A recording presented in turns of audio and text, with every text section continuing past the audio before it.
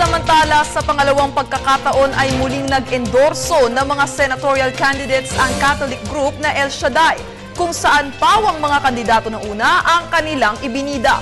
Para sa detalye, balitaan mo kami, Sam Ramirez.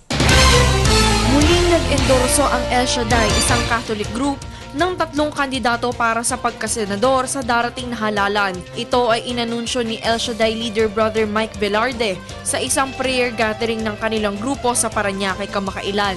Ang mga inendorsong kandidato ay sina Nancy Binay, Miguel Zubiri at Richard Gordon, lahat mula sa United Nationalist Alliance o UNA. Nangako naman ang 3 na kung sakaling maihahalal nga sila sa pwesto ay ipaglalaban nila ang kahalagahan ng buhay. Una na ring nag-endorso ang grupo ng 6 na kandidato.